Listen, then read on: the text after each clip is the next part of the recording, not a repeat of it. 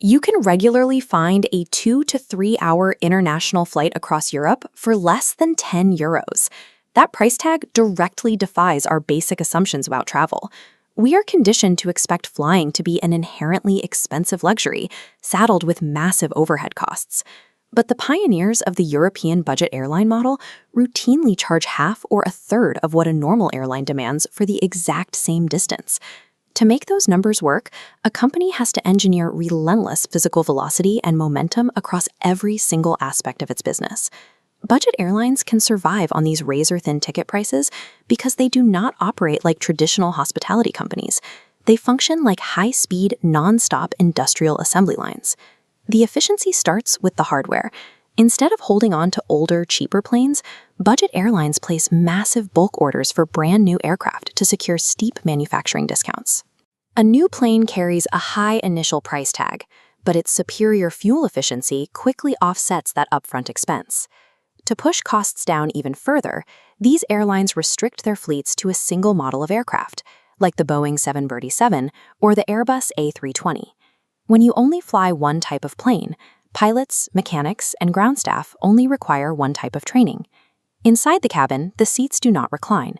Moving mechanisms require a higher initial purchase price and demand constant, expensive mechanical maintenance. The seat back pockets are intentionally removed.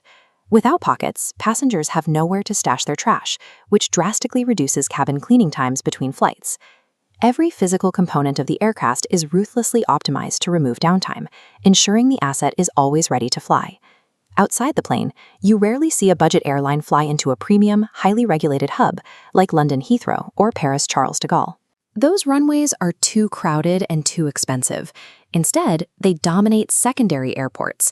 Facilities like Paris Beauvais are completely bare bones and sit 80 minutes away from the actual city center, allowing the airline to secure rock-bottom landing and takeoff fees. Because the budget carrier is often the only major airline flying into these small regional strips, they hold all the negotiating power. If the airport refuses to keep operational fees at an absolute minimum, the airline can simply threaten to leave, effectively bankrupting the airport overnight. That same efficiency applies to the staff. Flight attendants frequently work multiple roles on the ground, scanning tickets at the gate, then rushing back down the jetway to clean the cabin, eliminating the need to hire dedicated ground crews. By leveraging remote real estate and multi-purpose staffing, the airline completely offloads standard industry infrastructure costs. Traditional legacy carriers route all their traffic through a central hub. Budget airlines deploy direct point-to-point routes scattered entirely across the continent. They strictly forbid passenger connections. Connecting flights require baggage transfer infrastructure, complex ticketing software, and expensive rebooking fees the moment a delay occurs. Boarding itself is an exercise in speed. Unassigned seating protocols force passengers to line up early, and these airlines rely on roll-up tarmac stairs rather than expensive mechanical jetways to load their planes faster. All of these tactics serve one crucial operational metric: the 30 to 45-minute turnaround. From the second the wheels touch down, the clock starts to get the plane back in the air. A single plane maintains a relentless daily schedule, bouncing nonstop between multiple European cities from dawn until midnight. This incredibly tight schedule leaves zero buffer room. Delays frequently cascade throughout the day, but it guarantees the aircraft spends its maximum legal hours generating revenue. In the budget model, stillness is the ultimate enemy. If the plane is sitting on the ground, it is bleeding money. This bar chart comparing major airlines illustrates the success of the strategy. Ryanair boasts a massive 24% profit margin, vastly outperforming legacy carriers like Lufthansa and Air France, which hover in the low single digits.